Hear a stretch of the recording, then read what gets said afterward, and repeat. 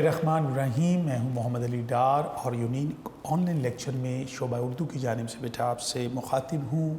यकीनन आप तमाम बच्चे बफ़ज़्ल खुदा खैर वाफ़ियत से होंगे और दर्स व तदरीस के जो मामलात आपके चल रहे हैं वो आप बख़ूब बड़े अच्छे तरीके से उसकी तैयारी कर रहे होंगे।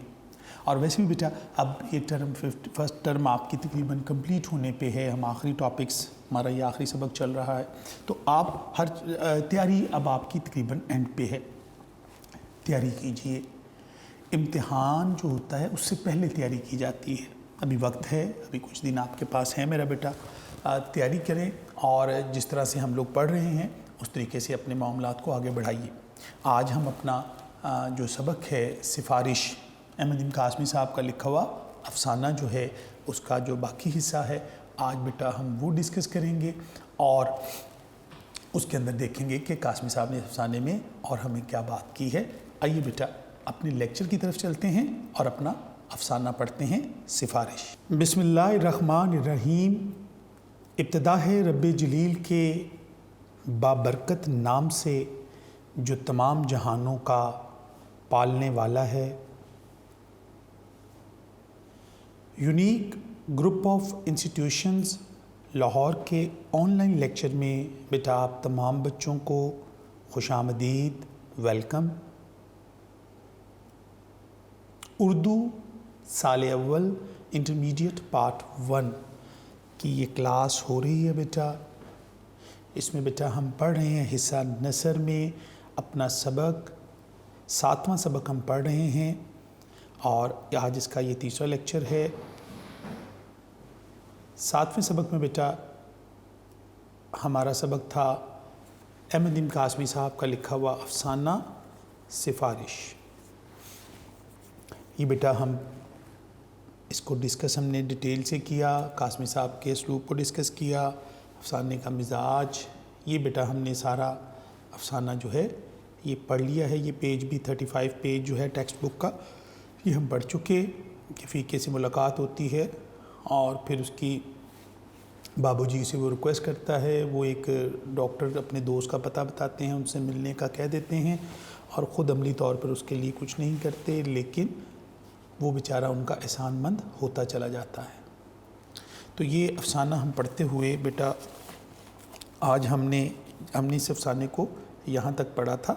सुबह को मैं अभी बिस्तर से नहीं निकला था, ये हमने लास्ट जो डिस्कस किया था बेटा कि सुबह को मैं बिस्तर से नहीं निकला था कि फ़ीके ने दरवाज़ा आके खटखटाया और ये सोच के सोए थे मुसन्निफ़ जो बाबूजी हैं कि जो शुक्रिया अदा करने होगा तो वो सुबह वसूल कर लूँगा। मेरे डॉक्टर जब्बार साहब से मुलाकात हो गई थी, इसके फ़ीके का काम हो गया होगा। तो ये सारी बातों के बाद जब वो सुबह आके उनसे मिलता है तो बताता है कि जब्बार साहब ड्यूटी पर नहीं थे और फिर मैंने तशवीश ज़ाहिर की कि तुम्हारा बाप इतनी सर्दी में बरामदे में पड़ा रहा।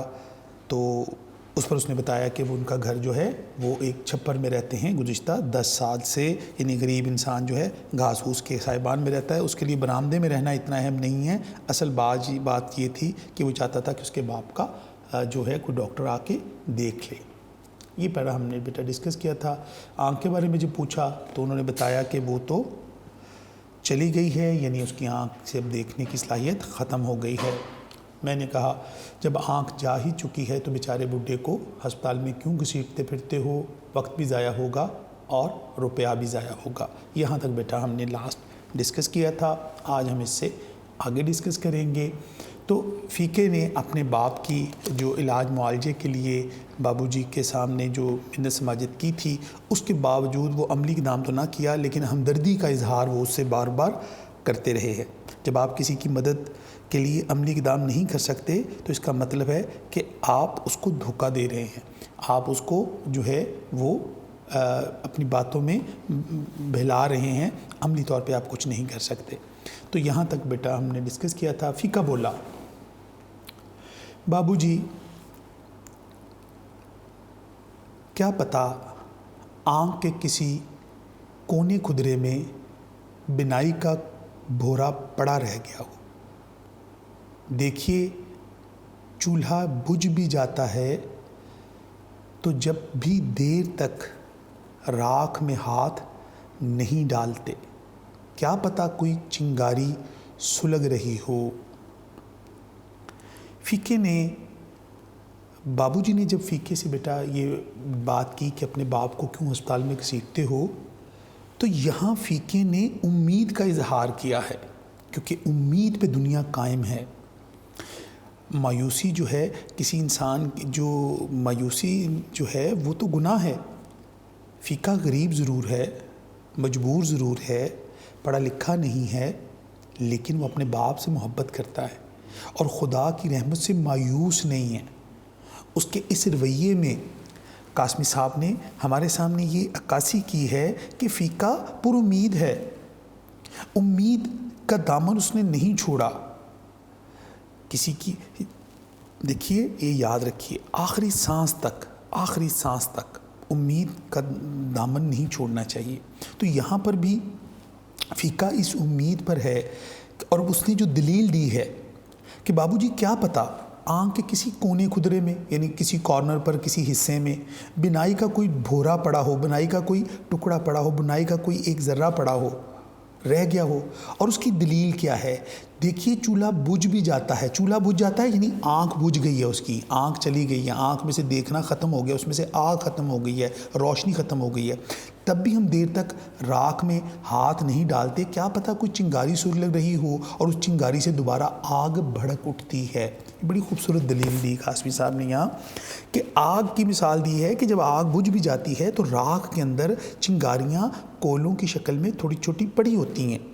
اگر کوئی آگ جلانا چاہے دوبارہ سے، بظاہر تو آگ بجھ چکی ہے، بظاہر تو روشنی اس میں کوئی آگ نہیں ہے، لیکن اگر اس کی کسی ایک چنگاری کو دوبارہ سلگایا جائے، اس کو ہوا دی جائے، تو دوبارہ آگ بھڑک سکتی ہے۔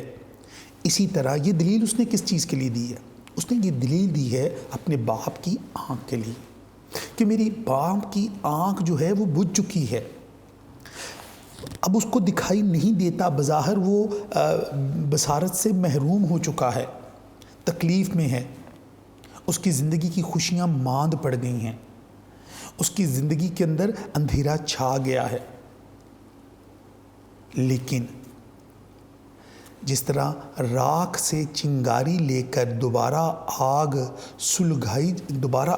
سلگائی جا سکتی ہے، اسی طرح ہو سکتا ہے ڈاکٹر جب میرے باپ کا معائنہ کریں، اس کو چیک کریں، تو ہو سکتا ہے کسی کونے خدرے میں کوئی ایسی چنگاری ہو، کوئی ایسے علاج کی سبیل ہو جس سے میرے باپ کی آنکھوں کی گئی ہوئی بینائی واپس لوٹ آئے، جیسے چنگاری کی مدد سے دوبارہ آگ جلا لی جاتی ہے۔ اس طرح ہو سکتا ہے میرے باپ کی آنکھ کا کوئی بھورا ایسا مل جائے آنکھ میں ڈاکٹروں کو کہ وہ اس سے دوبارہ دیکھنے کے قابل بنا دے، دوبارہ وہ دیکھنا شروع کر دے، اور اس کی بے قرار، بے چین اور اندھیری زندگی میں پھر سے روشنی لوٹ آئے۔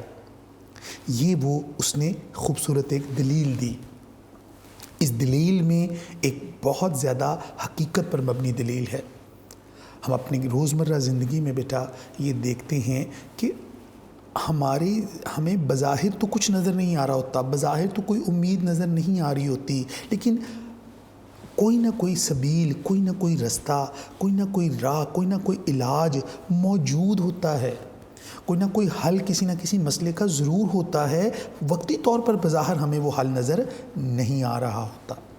تو یہاں فیقہ یہ چاہتا ہے کہ اس کے باپ کو اگر کوئی آ کے دیکھے، اس کا معائنہ کرے، تو اس کو یہ امید ہے، ایک پختہ یقین ہے کہ اگر ڈاکٹر چیک کریں گے تو وہ کوئی نہ کوئی رستہ، کوئی نہ کوئی چنگاری، کوئی نہ کوئی سبیل، کوئی نہ کوئی علاج ایسا مل جائے گا جس سے یہ آنکھ کی بصارت دوبارہ بحال ہو جائے گی، میرا بابا پھر سے دیکھنے لگ جائے گا، اور جو دکھ اور درد کی کیفیت میں وہ ہاسپٹل میں روپیہ بھی ضائع کر رہے ہیں، وقت بھی ضائع کرتے ہیں، اور بوڑھا آدمی جو ہے اس بڑھاپے میں جو ہے مارا پھر رہا ہے، اس کو نجات مل جائے گی، اس کی زندگی میں آسانی آ جائے گی، اس کی زندگی میں سکون آ جائے گا۔ تو یہاں قاسمی صاحب نے اس دلیل کے ذریعے سے آنکھ کی بصارت کو واپس لانے کی بات کی۔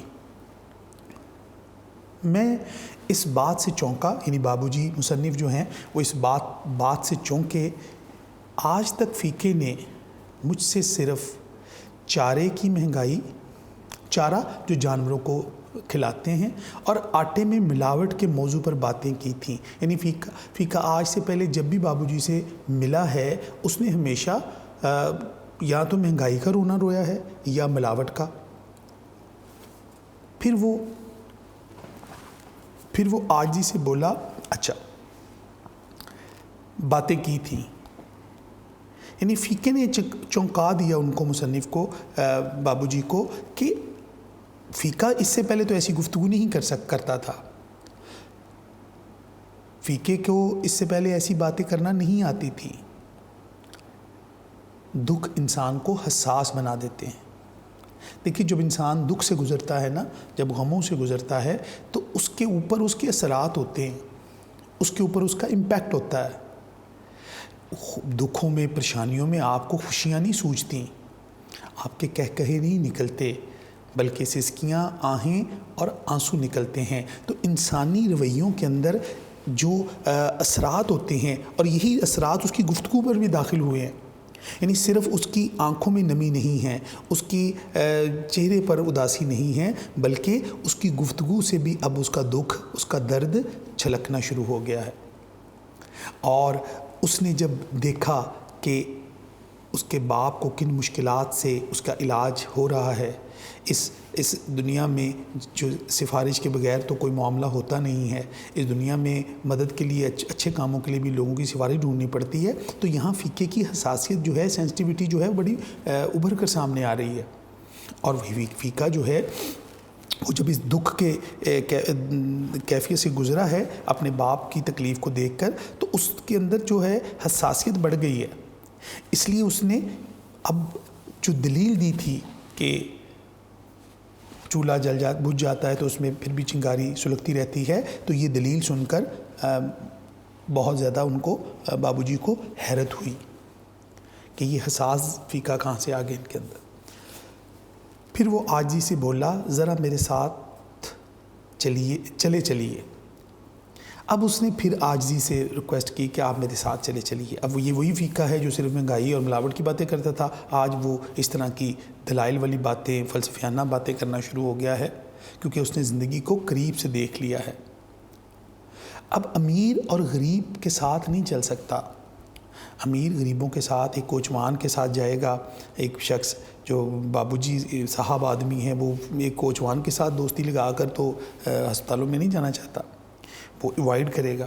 اب اس کے دل میں ایک تو یہ رویہ ہمارے سامنے آتا کہ وہ ہاسپٹل میں اس کے ساتھ جانے کے لیے آمادہ نہیں ہے، کیونکہ غریب اور امیر ایسے ساتھ نہیں چل سکتے. دوسرا، یہ ہمارے سماجی طور پر لوگ اس کو تھوڑا سا معیوب سمجھتے ہیں کہ یہ اتنا بڑا آدمی ایک کوچوان کے ساتھ گھوم پھر رہا ہے، تانگا چلانے والے کے ساتھ گھومتا پھرتا ہے. تو یہ بھی ایک خلیج ہے نا، طبقاتی. اس طبقاتی خلیج کا یہاں عکس بھی ہمیں نظر آتا ہے. تو دوسرا، پھر وہ اپنی معاملات، اپنی اہمیت، اپنے کام، اپنی چیزیں، اور وہ معمولی نوعیت کی، ایسی معمولی نوعیت کی چیزیں ہرڈل بنی ہوئی ہیں کہ وہ بابو جی جو ہیں وہ فیقے کے ساتھ جانے پر پھر آمادہ نہیں ہوتے. پھر اس کو باتوں میں ٹرخا رہے ہیں. تو کہتے ہیں کہ میرے دل میں سوچنا ہے، میرے جسم میں نیند ابھی پوری طرح غائب نہیں ہوئی تھی. پھر نہانا تھا، شیو کرنا تھا، چائے پینی تھی. میں نے کہا میں تمہیں اپنا کارڈ دیے دیتا ہوں. اب ذرا سوچئے کہ وہ کون سی چیزیں ہرڈل تھیں، کون سی چیزیں رکاوٹ تھیں اس غریب کے ساتھ جانے کی. ایک تو تھی وہی طبقاتی فرق کہ میں اتنا بڑا بابو اس کے ساتھ جاؤں گا. ایک تو یہ سماجی طور پر ایک رکاوٹ ہو سکتی ہے. دوسری یہ کہ اپنی ضروریات، نہانا، شیو کرنا، چائے پینا، یہ معمولی چیزیں ہیں. اگر تھوڑی دیر کے لیے کوئی شخص ناشتہ نہیں کرے گا، چائے نہیں پیے گا، شیو بعد میں کر لے گا، تو کوئی قیامت نہیں آ جانی تھی. لیکن بابو جی نے اپنے کاموں کو پھر اہمیت دی اور دل ہی دل میں سوچا کہ کس طریقے سے اس کو میں مدد کروں، لیکن کیسے کہ مجھے جانا نہ پڑے. تو اس کے لیے انہوں نے شارٹ کٹ کیا نکالا؟ انہوں نے یہ نکالا کہ میں تمہیں اپنا کارڈ دیے دیتا ہوں، وہ ڈاکٹر جبار کو دکھا دو. بڑے یار آدمی ہیں، بڑے اچھے آدمی ہیں، بڑے دوست آدمی ہیں، فٹافٹ ہوتا ہے فوراً جلدی سے کام کر دیں گے۔ تمہارا باپ ایک بار وارڈ میں چلا جائے پھر علاج کے لیے تو میں خود جا کر کہوں گا۔ اب یہ ساری چیزیں، وہ خود ساختہ بہانے، جھوٹی تسلیاں، غریب کو جھوٹی تسلیوں کے اوپر اعتبار کرنا اس کی مجبوری ہوتا ہے۔ وہ جھوٹی باتوں پہ اعتبار کیے بغیر اس کا گزارا ممکن نہیں ہے۔ اب یہاں جو بابو جی ہیں اس کو ساتھ جانے کی بجائے اسے اپنا کارڈ دینے کے بارے میں بات کرتے ہیں، اور کارڈ کے بارے میں جب وہ ذکر کرتے ہیں تو یہ ساری باتوں کا مقصد کیا تھا؟ اس ساری باتوں کا مقصد یہ ہے کہ انہوں نے اپنے کاموں کو فوقیت دی، اس کے ساتھ چلنے کے لیے۔ وہ بیچارہ یہی تو ریکویسٹ کر رہا تھا کہ ذرا میرے ساتھ چلیے، اب وہ پھر ساتھ جانے کے لیے تیار نہیں ہے۔ اب حالانکہ یہاں پر ان کو اس کے ساتھ چلے جانا چاہیے تھا، لیکن یہاں پر بھی ان کو پھر فوری طور پہ احساس ہوا اپنی ضروریات کا، اور انہوں نے اپنی ضروریات کو پھر اہمیت دی اور اس کے ساتھ جانے کی بجائے اس کو کارڈ دے دیا، کارڈ دینے کی بات کی ہے۔ تو اب یہاں فیکا جو ہے اس کے پاس اور کوئی چارہ نہیں ہے، وہ مجھ سے کارڈ لے کر یوں چلا جیسے دنیا جہان کی دولت سمیٹے لیے جا رہا ہے۔ یعنی ایک طرف تو انہوں نے تسلی دی جھوٹی کہ تمہارا باپ ذرا وارڈ میں چلا جائے تو میں علاج کے لیے تو خود جا کر کہوں گا۔ دوسرا، جب اس کو کارڈ دیا گیا تو اس کو ایسا لگا کہ اس کو دنیا جہان کی دولت مل گئی ہے۔ ڈوبتے کو تنکے، کوئی شخص ڈوب رہا ہو تو اس کو کوئی تنکا بھی مل جائے تو اس کے لیے بہت بڑا سہارا ہوتا ہے۔ تو یہاں فیکے کو جو کارڈ ملا ہے وہ کارڈ اس کے لیے بہت اہمیت کا حامل ہے۔ اس کو بابو جی کی باتوں پر اعتبار ہے کہ بابو جی جو کہہ رہے ہیں وہ ٹھیک کہہ رہے ہیں، وہ میری مدد کر رہے ہیں، وہ مجھے اپنا کارڈ دے رہے ہیں، یہ تو بہت بڑی چیز ہے جب میں جاؤں گا۔ کیونکہ اس کو جس طریقے سے اس کارڈ کی اہمیت بتائی گئی ہے، جس طرح جبار صاحب کے ساتھ دوستی کا احساس دلایا گیا کہ بڑے یار آدمی ہیں، فوراً کام کر دیں گے، بس تم میرا کارڈ دکھا دینا۔ یہ ساری باتیں کرنے کا مقصد صرف یہ تھا کہ وہ خود اس کے ساتھ نہ جائے بلکہ اس کو صرف ہمدردی کا یقین دلائے، اور غریب آدمی اس کے احسانوں کے بوجھ تلے دبتا چلا جا رہا تھا۔ اور جب اس نے اس کو کارڈ دیا، میں نے کارڈ پر لکھ دیا۔ اب کارڈ پر کیا لکھا بابو جی نے؟ جبار صاحب اس کا کام کر دیجئے گا، بیچارہ بڑا ہی غریب آدمی ہے، دعائیں دے گا۔ یعنی ترس کھانے کے لیے ایک کارڈ کے اوپر جو جملہ لکھا ہے وہ کیا ہے؟ وہ بھی یہ طبقاتی تقسیم ہے، وہ بھی ہمیں نظر آتی ہے کہ غریب آدمی کو اور نیچا کر دو، ترس کوئی اس پر کھا کر اس کی مدد کر دے۔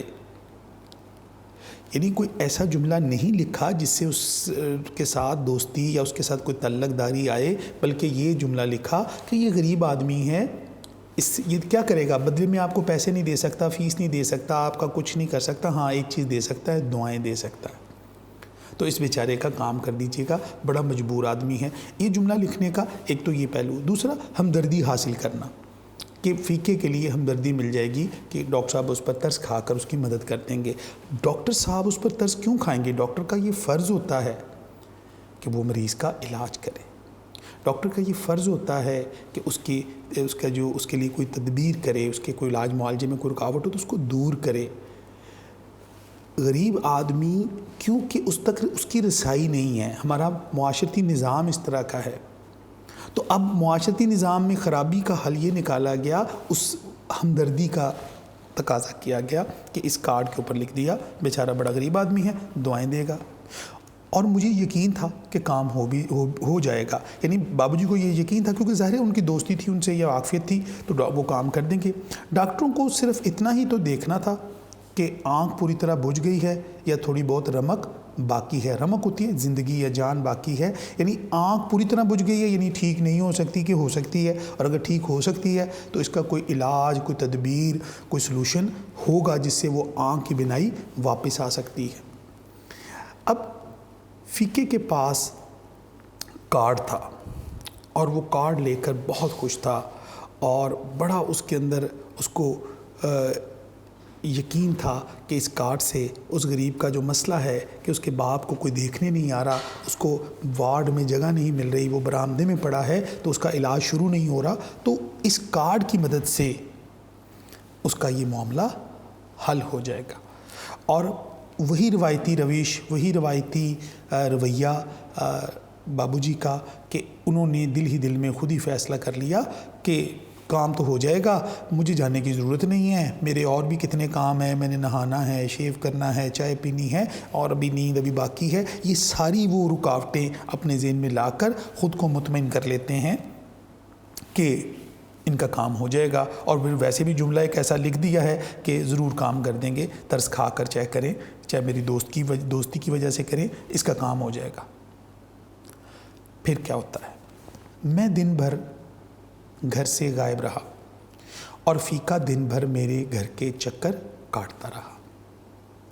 شام کو اس نے مجھے بتایا کہ جبار صاحب بیٹھے تو ہیں پر کوئی اندر نہیں جانے دیتا، کہتے ہیں باری سے آؤ، اور میری باری آتی ہی نہیں۔ گھٹنا پاجامے میں سے جھانک رہا ہو تو باری کیسے آئے بابو جی؟ اب اس پیراگراف میں، ان سطور میں قاسمی صاحب نے غریب آدمی کی اس سماج میں جو عزت نہیں ہے، ہاسپٹل میں علاج کے لیے، ابھی وہ علاج کے لیے کیا جاتا تھا، وہ اس کے پاس کارڈ تھا، وہ صرف جبار صاحب سے ملنا چاہتا تھا اور یہ بتانا چاہتا تھا کہ مجھے بابو جی نے بھیجا ہے، یہ ذرا دیکھ لیں جی، تاکہ میرے باپ کی کو چیک کر لیا جائے، اس کی آنکھ دیکھ لی جائے کہ وہ بجھ گئی ہے یا اس میں زندگی یا جان کی یا رمق بھر باقی ہے۔ تو وہ اس سلسلے میں ڈاکٹر صاحب سے ملنا چاہتا تھا۔ اب جبار صاحب تو بیٹھے ہیں، لیکن کیا ہے، وہاں پر کوئی کسی کی نہیں سنتا، وہاں پر وہ جاتا ہے اور اس کی باری آتی نہیں ہے۔ لوگ جن کی واقفیت ہے، جن کی تعلقداری ہے، وہ تو آرام سے ڈاکٹر صاحب تک پہنچ جاتے ہیں، اور یہ بیچارہ باہر بیٹھا اس بات کا انتظار کر رہا ہے کہ کسی طرح مجھے ڈاکٹر جبار سے ملاقات ہو اور میں وہ جو دنیا جہان کی دولت سمیٹ کر وہ کارڈ لایا ہوں وہ ان کو دکھا دوں، اور جیسے بابو جی نے کہا تھا کہ بڑے یار آدمی ہیں، فٹافٹ تمہارا کام کر دیں گے، تو یقیناً جب وہ ان سے میں ملوں گا تو میرا مسئلہ حل ہو جائے گا۔ اس امید پر وہ یہ ڈاکٹر صاحب سے ملنے کی کوشش کرتا ہے، لیکن وہ کہتے ہیں کہ جبار صاحب بیٹھے تو ہیں پر مجھے کوئی اندر جانے نہیں دیتا، کہتے ہیں باری سے آؤ، اور میری باری آتی ہی نہیں۔ مثال بڑی خوبصورت ہے، گھٹنا پاجامے سے جھانک رہا ہو، یعنی غربت جو ہے اس کے لباس سے ظاہر ہو رہی ہو، پھٹے کپڑے پہنے ہوئے ہوں، برے حال ہوں، تو باری کیسے آئے بابو جی؟ یہاں غریب آدمی مراد کیا ہے کہ ہمارے ہاں غریب آدمی، گھٹنا پاجامے سے جھانکنے کا مطلب یہ بیٹا کہ غریب آدمی جس کا لباس پھٹا پرانا ہو، اس کو کوئی اندر جانے نہیں دیتا، اس کی کوئی مدد نہیں کرتا۔ یہاں صرف وہی اندر جاتے ہیں جن کا اثر و رسوخ ہے، جن کی کوئی جاننے والے ہیں، یا جو ظاہری ٹھاٹ باٹ والے ہیں۔ ایسے لوگ جو تنگ دست ہیں، جن کا لباس پھٹا پرانا ہو، ان کی باری نہیں آتی، ان کو دھکے کھانے ہی پڑتے ہیں۔ یہاں پر وہی سماجی جو روش ہے کہ جو ہمارا طبقہ ہے امیر، جس کے پاس آسانیاں ہیں، اس کے لیے ہر جگہ یہ آسانیاں ہیں، اور سادہ لوگ جو ہوتے ہیں ان کو معاشرے میں کبھی بھی عزت کی نگاہ سے نہیں دیکھا جاتا، ان کو وہ عزت، وہ تکریم بحیثیت انسان بھی نہیں دی جاتی کہ ان کو ڈاکٹر جو ہے وہ چیک کر لے یا کم از کم ملاقات ہی کر لے۔ یہاں پر فیکا بیچارہ انتہائی مایوسی کے عالم میں آ کر بابو جی کو یہ بتاتا ہے کہ میں گیا تھا، ملاقات نہیں ہو سکی، کیونکہ میرا وہ لباس، میرا وہ حلیہ، میرا جو ظاہر ہے وہ ہماری باری نہیں آ سکتی، ہماری غربت چھپ نہیں سکتی، ہم کچھ بھی کر لیں ہم اپنے لباس سے پہچانے جاتے ہیں کہ معاشرے کے وہ افراد ہیں جو غربت کی انتہائی نچلے درجے پر زندگی بسر کرتے ہیں، اور ایسے لوگوں کو معاشرہ جو ہے، ایسے لوگوں کو سماج جو ہے وہ عزت اور تکریم نہیں دیتا۔ فیکے نے مجھے ایک بار پھر چونکا دیا، حیران کر دیا۔ فیکے کی باتوں سے یعنی مجھے بہت زیادہ حیرت ہوئی، نہ جانے پہلوان فیکے کے اندر یہ حساس فیکا اتنے برسوں سے کہاں چھپا بیٹھا تھا۔ یقیناً بابو جی جو ہیں وہ فیکے کو کافی اسی علاقے میں رہتے ہیں، کافی عرصے سے جانتے ہیں، پہلوان فیکا اس لیے کہا گیا ہے کہ فیکا اپنے جسامت کے اعتبار سے تھوڑا سا ہیلدی تھا، موٹا تھا، لیکن حساس سینسٹیو فیکا، یعنی فیکے کے اندر یہ حساسیت کہاں آ گئی؟ یہاں یہ اس کے اندر یہ احساس کہاں سے آ گیا؟ میں نے وعدہ کیا کہ کل ضرور چلوں گا، اب تو شام ہو گئی ہے۔ دوسرے دن سویرے ہی مجھے شیخو پورے جانا پڑ گیا اور رات کو واپس آیا تو معلوم ہوا کہ فیکا آیا تھا۔ اب یہاں پر بھی قاسمی صاحب نے اس سے پھر وعدہ کر دیا، پھر اس کو تسلی دے دی ہے، اس کو پھر ایک جھوٹی بات کر دی ہے کہ بھئی کل تمہارے ساتھ چلوں گا، کہ تمہاری باری نہیں آتی، ظاہری بات ہے تم غریب ہو یا جو بھی تم نے باتیں کی ہیں سینسٹیو، وہ ساری باتوں کے بعد بابو جی کے اندر یہ ہمدردی پیدا ہوئی کہ وہ اس کی مدد کریں، اس کو اندر لے اس کو ڈاکٹر صاحب سے کہہ کر اس کے باپ کا علاج شروع کروائیں۔ تو وہاں یہاں پہنچ کر وہ پھر اس کو کل کا کہہ دیا، یعنی پھر اس کے ساتھ عملی طور پر کچھ نہیں کیا۔ اور اگلے دن کیا ہوا؟ ظاہری بات ہے اب تو شام ہو گئی ہے، یعنی بہانہ پھر وہی۔ یہ ہمارے قاسمی صاحب نے فیکے کے کردار میں اور بابو جی کے کردار میں ہمارے معاشرے کی خرابیوں کو اجاگر کیا ہے۔ ہمارے معاشرے کے اندر یہ نقص پایا جاتا ہے، یہ خرابی پائی جاتی ہے کہ یہ ایک دوسرے کی اس طرح سے مدد جس طرح کرنی چاہیے، جس طرح ایک انسان کا دوسرے انسان پر حق ہے وہ ادا کرنے سے قاصر ہے۔ اور دوسرا جو علاج معالجے کے معاملات ہیں، جو حکومت کے فرائض ہیں، اس کے اندر بھی خامی ہمارے سامنے آتی ہے۔ اب دوسرے دن کیا ہوا؟ مجھے شیخو پورے جانا پڑ گیا اور رات کو واپس آیا تو معلوم ہوا کہ فیکا آیا تھا۔ اس کے بعد تو فیکا تو آئے گا کیونکہ ضرورت مند دیوانہ ہوتا ہے، جو ضرورت مند ہوتا ہے وہ تو آئے گا۔ اصل چیز تو یہاں یہ تھی کہ وہ ان کی فوراً مدد کرتے، کچھ عملی اقدام کرتے، لیکن کیونکہ صبح شیخو پورہ جانا تھا تو اب ان کو اپنا کام یاد آ گیا، وہ اپنی مصروفیت کی وجہ سے پھر بات آئی گئی ہو گئی۔ دوسرے دن سویرے ہی مجھے شیخو پورے جانا پڑ گیا، رات کو واپس آیا تو معلوم فیکا آیا تھا۔ اس کے بعد 3 دن تک میں نے زیادہ وقت گھر میں گزارا مگر فیکا نہ آیا۔ چوتھے روز میں نے گلی کے موڑ پر ایک کوچوان سے فیکے کے باپ کا پوچھا تو معلوم ہوا کہ اسے وارڈ میں جگہ مل گئی ہے۔ اتنے میں فیکا بھی آ نکلا۔ مجھے ذرا سی ندامت تھی، اس لیے جھوٹ بولنا پڑا۔ کیوں فیکے؟ جبار صاحب نے کام کر دیا؟ وہ بولا مگر بابو جی وہ تو مجھ سے ملے ہی نہیں۔ میں نے فوراً کہا میں نے فون کر دیا تھا۔ وہ جھوٹ بولتا تھا بڑے سلیقے سے، میں اعتبار نہ کرتا تو اور کیا کرتا۔ یعنی ایک جھوٹ چھپانے کے لیے کئی جھوٹ بولنے پڑتے ہیں، تو یہاں بابو جی پھر جھوٹ بول رہے ہیں۔ حقیقت میں انہوں نے کوئی فون نہیں کیا تھا اور دل ہی دل میں فیکے کو یہ احساس دلایا ہے کہ دیکھو میں نے تمہارا کام کر دیا، کیونکہ ایک دوسرے کوچوان سے پوچھا تھا کہ اس کے باپ کو وارڈ میں جگہ مل گئی، اور اب یہاں پر وہ اس کو یہ احساس دلا رہے ہیں کہ دیکھو میں نے تمہاری کتنی مدد کی۔ لیکن اصل میں اندر سے ان کو ندامت کا مطلب ہوتا ہے شرمندگی، لیکن اندر سے ان کا دل ندامت کا شکار تھا۔ ان کو شرمندگی ہو رہی تھی کہ انہوں نے فیکے کے لیے کچھ نہیں کیا، حقیقی عملی اقدام کوئی نہیں کیا۔ وہ تو شیخو پورہ چلے گئے تھے، ان کو تو اپنے کام تھے، پھر پیچھے بھی ایسے باتیں، کبھی کچھ تھا کبھی کوئی ریزن تھی، تو چھوٹی چھوٹی باتیں بنا کر سستی دکھائی اور اس کی مدد نہیں کی۔ لیکن باتوں میں اور رویوں میں احساس، ہمدردی اور ایسی گفتگو کی جاتی رہی جس سے فیکے کی امیدیں بڑھتی چلی جا رہی ہیں اور وہ ان کا احسان مند ہوتا چلا جا رہا ہے۔ لیکن جب میں نے یہ کہا کہ وہ جبار صاحب نے کام کر دیا تو اس نے کہہ دیا وہ تو مجھ سے ملے ہی نہیں۔ میں نے کہا میں نے فون کر دیا تھا۔ تو یہ یہاں تک ہم نے یہ بات یہاں پر اس لیے یہ کہا، اس کو جھوٹ بولنا پڑا کیونکہ سچ کبھی بھی شکست نہیں کھا سکتا، جھوٹ ہمیشہ شکست کھا جاتا ہے۔ یہاں جھوٹ بولا جا رہا ہے، ایک جھوٹ بولیں گے تو آپ کو بار بار جھوٹ بولنا پڑے گا۔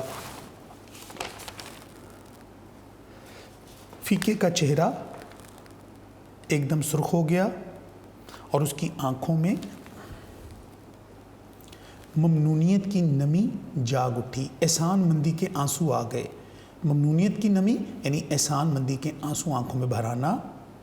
جبھی میں کہوں نرس بار بار یہ کیوں کہہ رہی ہے کہ دیکھو بڈھے کو تکلیف نہ ہو، دیکھو بڈھے کو تکلیف نہ ہو، یعنی نرس جو احساس کر رہی تھی اس کے باپ کا، تو وہ یہ سمجھا کہ اچھا یہ اس لیے نرس میرے باپ کا خیال کر رہی ہے کہ بابو جی نے فون جو کر دیا تھا، اگر بابو جی فون نہ کرتے تو ظاہر بات ہے نرس میرے باپ کو تھوڑی پوچھتی، ہم غریبوں کو تو ویسے کوئی نہیں پوچھتا۔ اچھا یہ جو نرس نے پوچھا تھا یہ اس لیے پوچھا تھا کہ بابو جی نے فون کر دیا تھا۔ سچ یہ ہے کہ بابو جی نے کوئی فون نہیں کیا تھا، وہ نرس اپنی ذمہ داری نبھا رہی تھی، وہ نرس اس کے باپ کا علاج کر رہی تھی، لیکن فیقہ جو ہے وہ بابو جی کا احسان مند ہو گیا اور احسان کے مندی کے آنسو اس کی آنکھوں سے چھلک گئے۔ ڈیئر اسٹوڈنٹس، ابھی ہم نے اپنا باقی سبق پڑھا آگے، افسانہ اوور کوٹ۔ بیٹا یہاں تک اپنا سبق اب تیار کیجئے، اس کا خلاصہ، اس کے MCQs، اس کے پیراگراف اور جو معاشرتی رویے جو قاسمی صاحب نے ہمیں اس سبق میں بتائے، اس کی روشنی میں اس کو اچھی طریقے سے آپ پریپیئر کیجئے، اور یقیناً آپ بچے اپنے تیاری بھی کر رہے ہوں گے۔ بیٹا اس دعا کے ساتھ مجھے اجازت دیجئے، انشاءاللہ اگلے لیکچر میں پھر آپ سے ملاقات ہوگی۔ تب تک کے لیے اس دعا کے ساتھ کہ میرا بیٹا جہاں آپ لوگ رہیں اللہ تعالیٰ آپ کو اپنی حفظ و امان میں رکھے۔ اللہ نے کے بعد